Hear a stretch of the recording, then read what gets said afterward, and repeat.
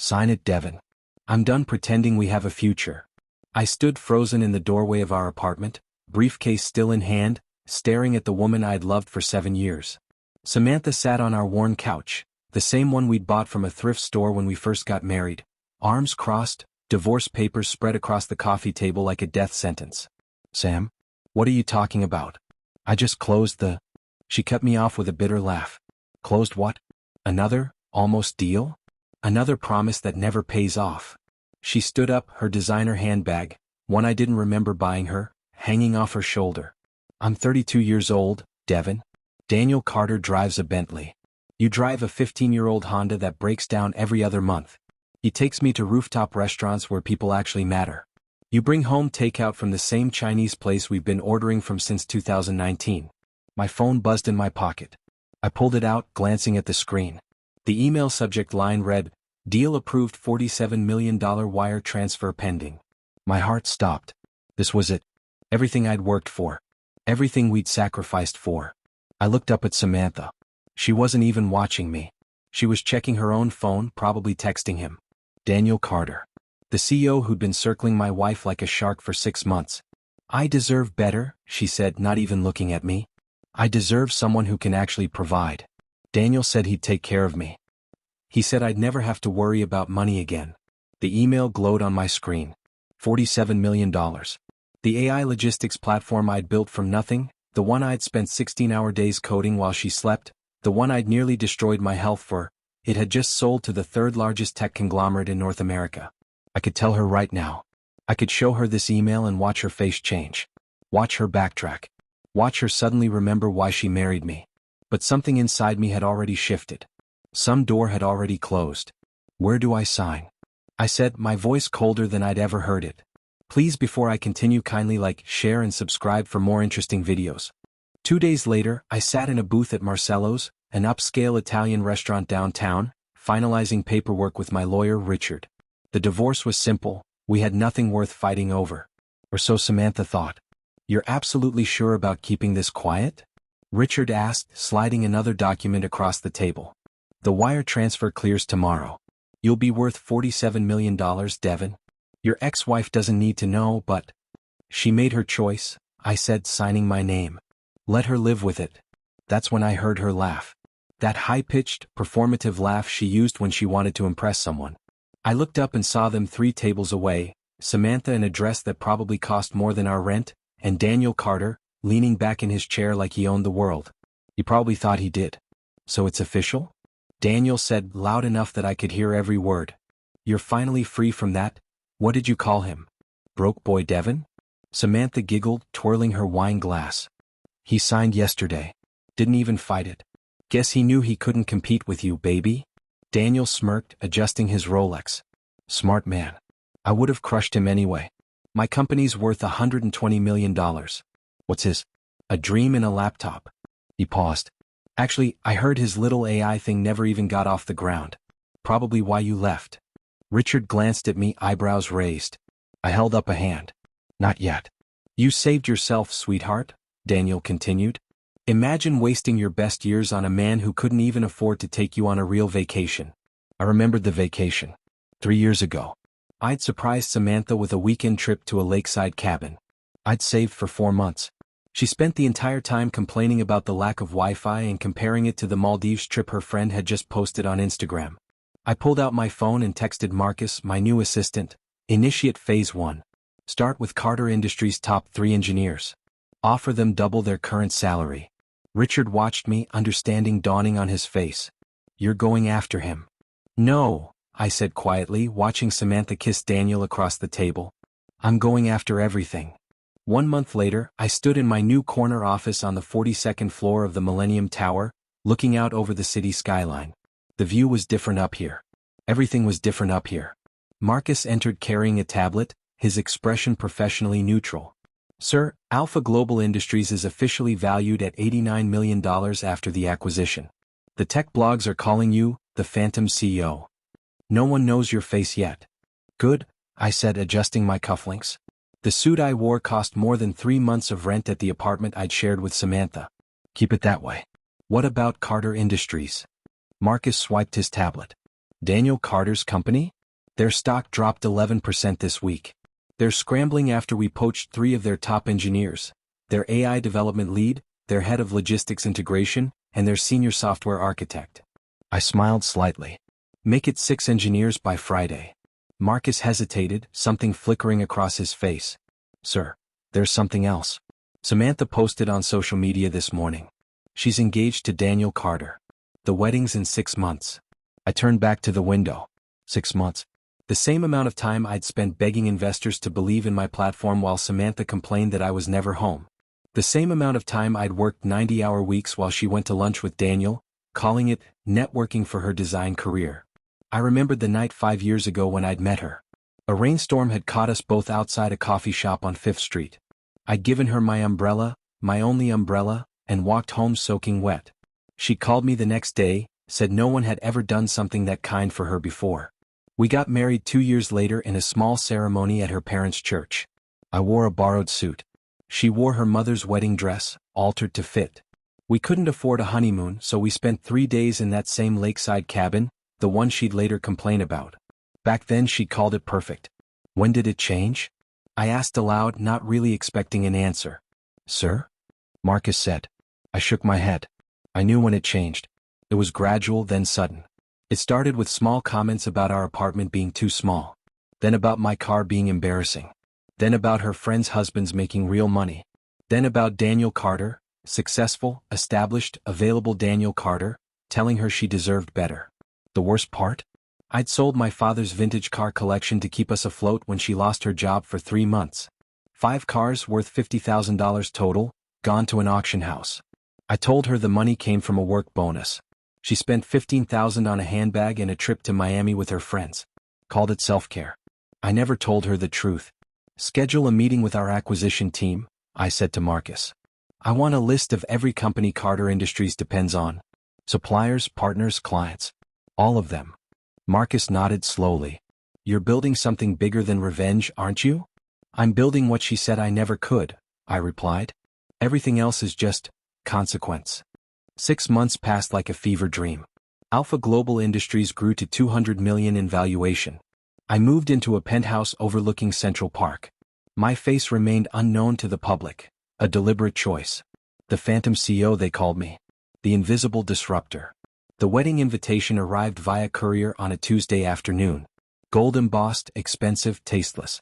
Samantha Mitchell and Daniel Carter request the honor of your presence. A handwritten note slipped out as I opened it. Devin, I know this might be awkward, but it would mean a lot if you came. You were part of my journey. Sam. Part of her journey. I read those words 3 times. I wasn't part of her journey, I was her foundation. The man who believed in her when her design career was failing.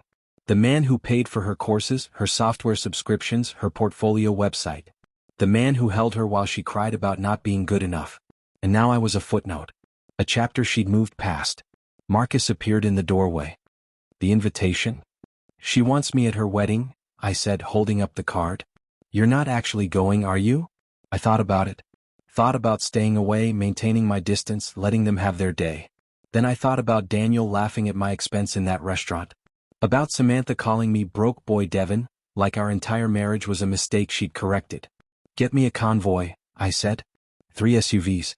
Full security detail. And tell the jeweler I want that watch, the $400,000 one. Marcus raised an eyebrow. You're making an entrance. No, I corrected. I'm making a statement. I picked up my phone and texted a single word to my PR team. Ready. It was time for the Phantom CEO to show his face. Samantha scrolled through her phone on the white leather couch in the luxury condo she now shared with Daniel.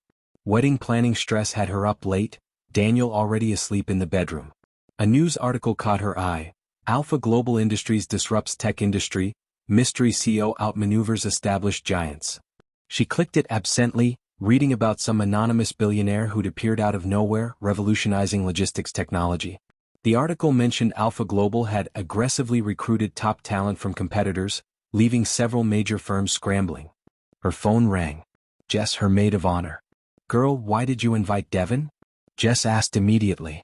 Samantha sighed. I don't know. Closure maybe? I want him to see that I'm happy. That I made the right choice. That's messy as hell, Sam. Daniel's been so stressed lately, Samantha continued, ignoring her. Says some new company is stealing his clients, poaching his employees.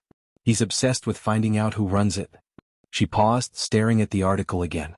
Alpha Global. Why does that name sound familiar? Sam, are you even listening to me? But Samantha wasn't listening. She was scrolling through Daniel's emails from last week, the ones he'd left open on their shared iPad. Subject lines about stock drops, lost contracts, emergency board meetings. All mentioning the same company, Alpha Global Industries. A memory surfaced. Devon, 3 years ago, working late in their tiny apartment. She'd asked him what he was building. A global logistics platform, he'd said. Something that'll change everything. She'd laughed. Told him to be realistic. Sam? Jess's voice pulled her back. I have to go, Samantha whispered, hanging up. She searched Alpha Global Industries CEO, but found nothing. No name. No face. Just speculation and rumors. Somewhere in her chest, something twisted. Something that felt like dread. Daniel slammed his fist on his mahogany desk, phone pressed to his ear. What do you mean we lost the Harrington contract? That's $30 million. His CFO, Anderson, sat across from him, sweating through his shirt. Alpha Global undercut us, sir. Offered better technology, better pricing, better everything. We can't compete. Who the hell is Alpha Global? Daniel shouted. Why don't we know who runs it? No one does, sir. The CEO's identity is completely private. Shell companies, NDAs, offshore registrations. But whoever it is. Anderson hesitated. They're destroying us systematically. It's like they know exactly where to hit. Daniel thought about the engineers he'd lost. 6 of his best people gone in 2 months. Then the clients. Then the partnerships. Then the investors pulling out, spooked by declining numbers. How bad is it? He asked quietly. Anderson opened his laptop, turning it toward Daniel. Red numbers filled the screen. Stocks down 38% from last quarter. We're hemorrhaging money. If this continues? A knock interrupted them. Daniel's assistant poked her head in. Sir, the wedding planner needs the final payment. $150,000. She says it's overdue. Daniel's face went pale. The wedding. The massive, extravagant wedding he'd promised Samantha.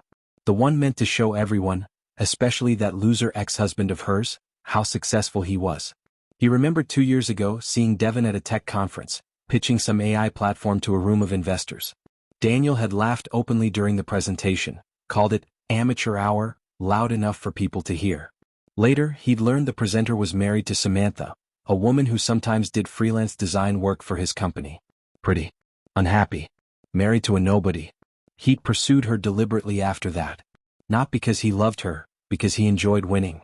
Pay the planner, Daniel said, his voice hollow. We're not canceling the wedding. 300 guests filled the luxury estate venue, champagne flowing, string quartet playing.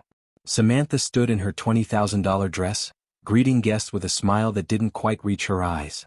Daniel worked the crowd, shaking hands with investors and business partners, pretending his company wasn't collapsing. Then the whispers started. Are those SUVs? 3 black Escalades rolled up the circular driveway in formation.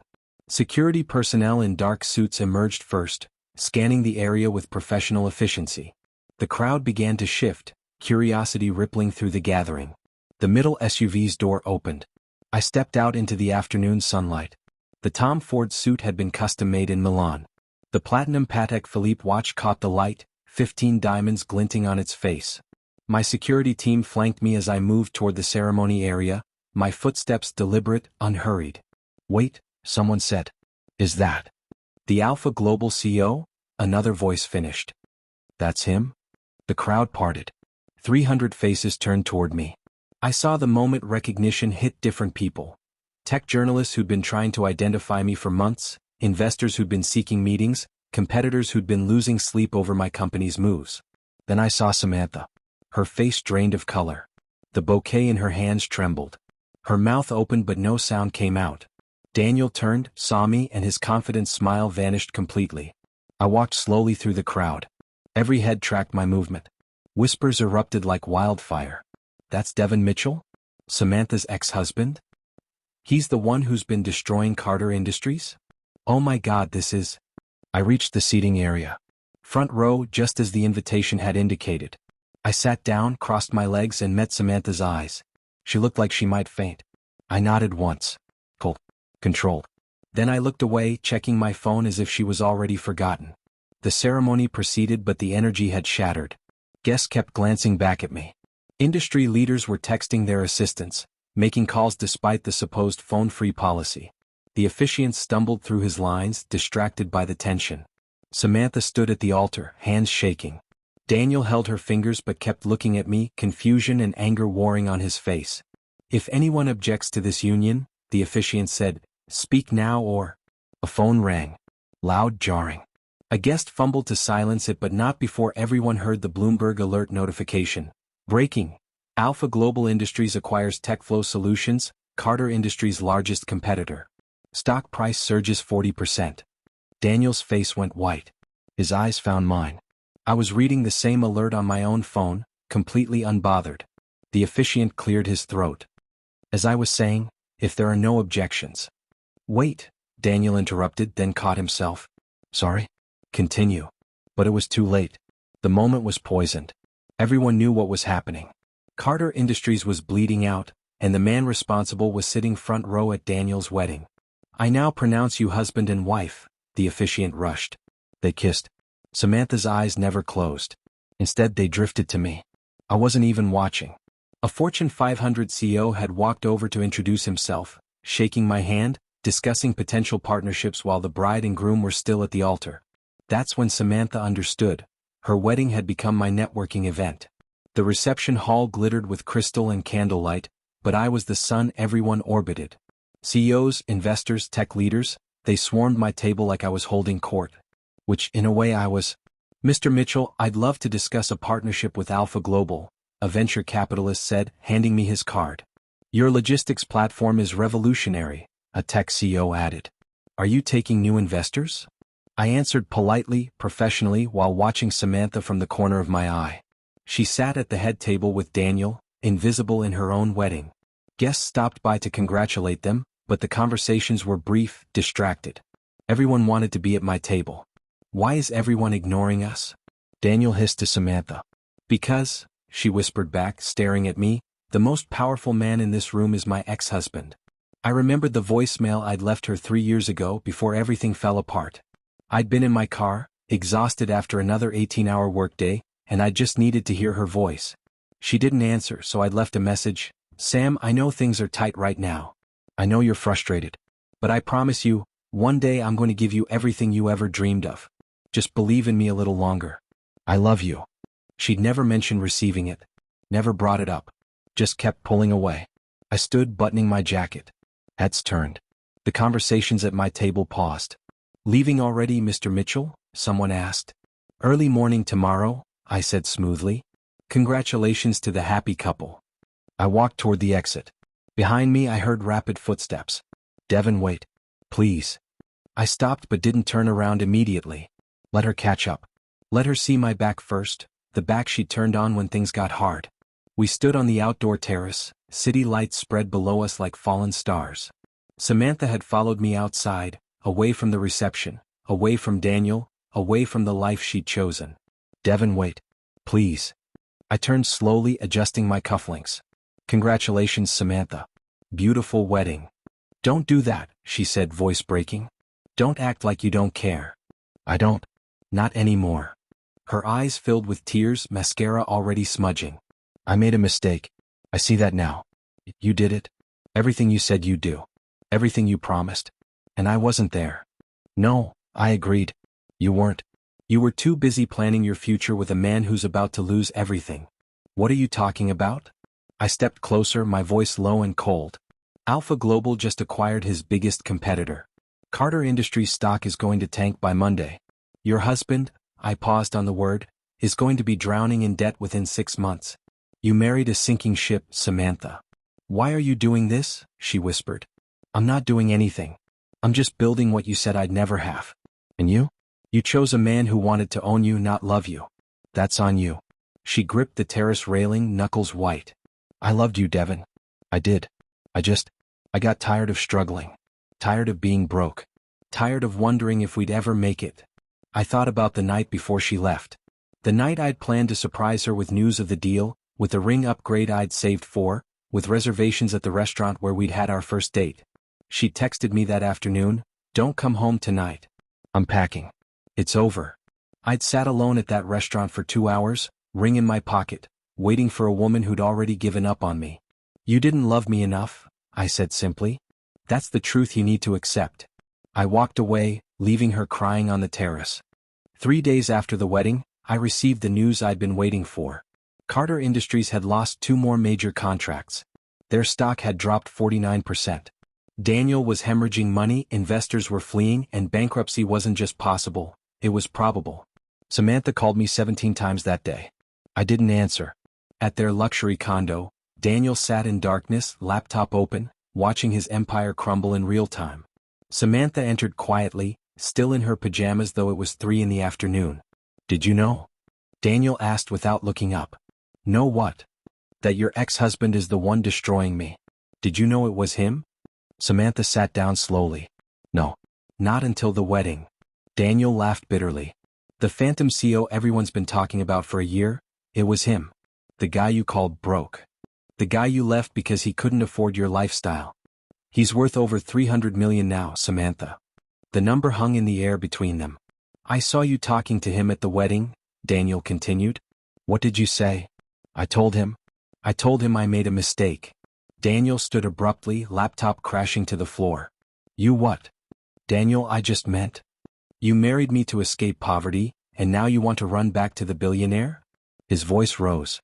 "Get out." "What?" "You heard me. Get out of my apartment." Samantha's phone buzzed. A tabloid article notification. Alpha Global CEO Devin Mitchell's ex-wife attends his rival's wedding, inside the messy drama. Her face appeared in the thumbnail photo, looking at me across the ceremony. She'd become exactly what she'd feared, a woman who'd made the wrong choice publicly, irrevocably. The prenup Daniel had made her sign suddenly made sense. 5 years of marriage required or she got nothing. She'd signed it without thinking, believing in his promises. Now she understood, Daniel had never loved her. He'd collected her. A trophy. A victory over the man he'd mocked at that tech conference 2 years ago. And I'd taken everything from both of them without saying a word. The charity gala at the Grand Ballroom was packed with tech industry leaders, philanthropists, and media. I was the keynote speaker, finally stepping fully into the public eye. Alpha Global had reached $500 million in valuation. My face was on magazine covers. My story, rising from divorce and obscurity to become one of tech's biggest disruptors, had become legend. I took the stage to thunderous applause. "A year ago," I began, "I learned a hard truth. The people who leave you when you have nothing teach you who to become when you have everything. Success isn't about proving people wrong. It's about proving yourself right." The crowd loved it. Cameras flashed. People took notes. In the back, unnoticed by almost everyone, Samantha stood in a modest black dress. She'd come as a guest of a colleague from the small marketing firm where she now worked. Daniel had divorced her after his company declared bankruptcy. The prenup left her with nothing. After my speech, she waited in the lobby, gathering courage. When I emerged, surrounded by admirers, she stepped forward. "Devin, can we talk? Just 5 minutes." The crowd parted. People stared. Security moved closer, but I held up a hand. "There's nothing left to say, Samantha. I just want you to know. I'm sorry. For everything. You deserved better." I looked at her, really looked. The designer clothes were gone. The arrogance was gone. What remained was the woman I'd once loved, hollowed out by her own choices. "I know I did," I said quietly. "And I found it. In myself. I hope you find that too." "Do you ever think about what we could have been?" "Every day," I admitted. "For about 6 months. Then I realized, what could have been died the moment you chose his money over our marriage. I don't live in that pain anymore." Tears streamed down her face.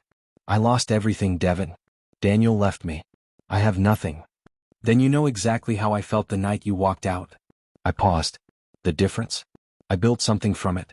What will you build, Samantha?" I didn't wait for an answer. I walked toward the exit where my car waited, a Rolls-Royce Phantom midnight blue.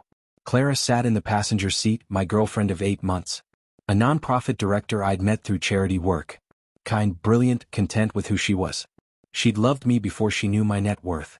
"How'd it go?" she asked. I smiled, genuinely, freely for the first time in years. I'm free.